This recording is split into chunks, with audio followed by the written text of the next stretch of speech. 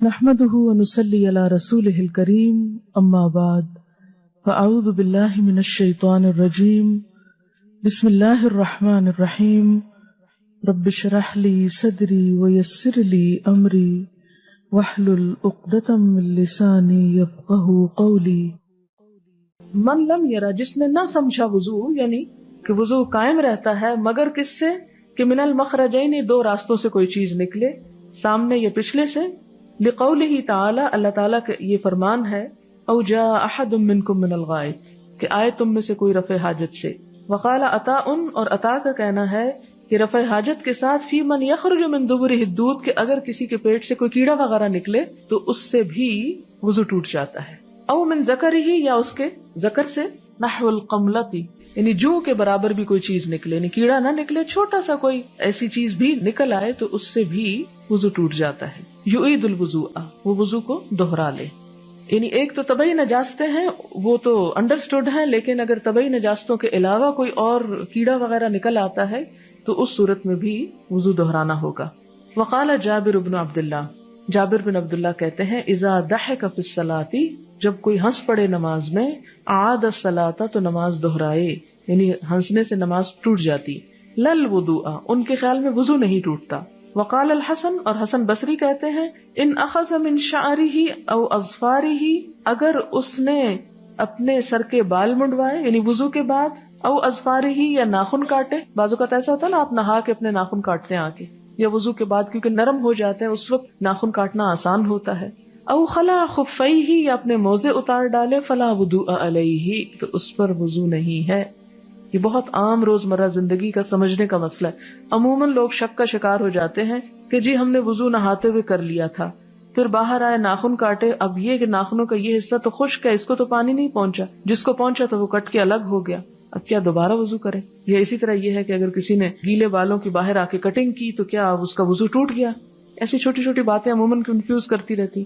تو اس میں یہ ہے کہ وضو نہیں کرنا ہوگا اس کو، اس سے وضو نہیں ٹوٹتا. وقال ابو ہریرہ لا وضوء الا من حدث، ابو ہریرہ کہتے ہیں کہ حدث کے علاوہ کسی چیز سے وضو نہیں ٹوٹتا، اور پیچھے گزر چکا ہے کہ حدث کیا ہے. وَيُذْكَرُ عَنْ جَابِرٍ، اور حضرت جابر سے روایت ہے، ان النبی صلی اللہ علیہ وسلم، کہ نبی صلی اللہ علیہ وسلم کانا تھے فی غزوۃ ذات الرقاع، غزوہ ذات الرقاع میں. ذات الرقاع ایک جنگ کا نام ہے، ایک لڑائی کا نام ہے. صحابہ کرام نے اس جنگ میں اپنے پیروں پر چیتڑے باندھے ہوئے تھے جوتے نہ ہونے کی وجہ سے، اور کہا جاتا ہے کہ وہاں ذات الرقاع نام کا ایک درخت تھا، اس لیے اس کو ذات الرقاع کہا گیا. بہرحال فرمی رجل بسہم، تو مارا گیا ایک شخص ایک تیر کے ساتھ. فنزفہ الدم، تو بہ نکلا اس سے خون، یعنی مر نہیں گیا، مارا گیا. مراد یہ کہ اس کو آ لگا ایک تیر.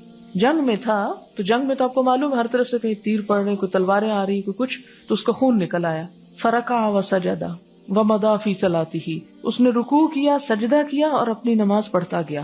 اس سے کیا پتہ چلتا ہے کہ اگر انسان نماز شروع کر چکا ہے اور جسم کے کسی حصے سے خون بہنے لگ گیا ہے تو ایسی صورت میں اس کا وضو نہیں ٹوٹے گا، وہ نماز پڑھتا رہے گا.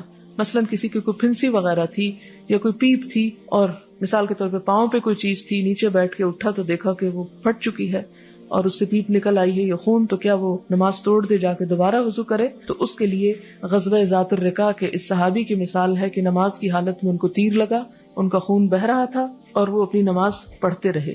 وقال الحسن، اور حسن بصری کہتے ہیں، ما زال المسلمون، ہمیشہ رہے مسلمان، یصلون فی جراحاتہم، اپنے زخموں میں نماز پڑھتے، یعنی اپنے زخمی حالت میں نماز پڑھتے رہے. جیسے حضرت عمر کو آپ کو معلوم ہے شہید کرنے کے لیے کون سا وقت چنا گیا تھا؟ نماز کا. انہوں نے نماز نہیں توڑی، وہ خون بھی بہتا رہا اور نماز بھی پڑھتے رہے. وقال طاؤس، اور طاؤس یہ کہتے ہیں، وہ محمد بن علی و عطا و اہل الحجاز، لیس فی الدم وضوء، کہ خون نکلنے سے وضو نہیں ٹوٹتا. وعصر ابن عمر بصرتن، یہ بشرتن لکھا ہوا ہے تفسیر الباری میں، یہ سے کے ساتھ ہے، بصرتن، کہ ابن عمر نے اپنی پھنسی کو ایک دفعہ دبایا. فخرج منها الدم ولم يتودع، اس میں سے خون نکلا پھر وضو نہیں کیا. وبزق ابن ابی اوفا دمن، اور ابن ابی اوفا صحابی نے خون تھوکا. جیسے کسی کو ایسی بیماری ہے جس سے خون آتا ہے منہ سے، جیسے ٹی بی وغیرہ میں، تو کیا ایسا شخص جو ہے بھی بیمار اور خون آ رہا ہے اس کے منہ سے، تو بار بار وضو کرے گا یا اس وضو سے نماز پڑھ سکتا ہے؟ یا نماز کی حالت میں ہی بعض اوقات اس کے منہ سے خون آ جاتا ہے، یا بعض اوقات آپ دیکھتے ہیں کہ وضو کر چکتے ہیں اور اینڈ میں آپ محسوس کرتے ہیں کہ آپ کے منہ میں کچھ نمکینی سی ہے تو پتہ چلتا ہے کہ دانتوں سے خون آ گیا، تو ایسی صورت میں کیا دوبارہ وضو کریں؟ ہو سکتا ہے پھر کریں اور پھر وہی چیز ہو جائے، اور بعض اوقات یہ ہوتا ہے کہ خون بہنا شروع ہوتا ہے تو بند ہی نہیں ہوتا.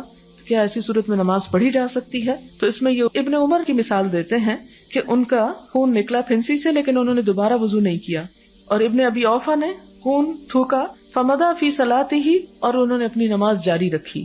وقال ابن عمر، اور ابن عمر کہتے ہیں والحسن فی من یحتجم، اس کے معاملے میں جو پچھنے لگوائے، پچھنے ہوتے ہیں نا کہ وہ رگ چیر کے خون نکلواتے ہیں. لیس علیہ الا غسل محاجمہ، یعنی جونکوں کے ذریعے بھی خون نکلواتے ہیں، یا مثلاً آپ نے اپنا خون ٹیسٹ کرانے کے لیے لیبارٹری میں گئے ہیں اور سرنج سے خون نکال لیا گیا آپ کا، تو کیا آپ وضو کریں گے اس خون کے نکلنے کی وجہ سے؟ کہا نہیں، صرف اس جگہ کو دھو لینا کافی ہے، دوبارہ وضو کی ضرورت نہیں ہے.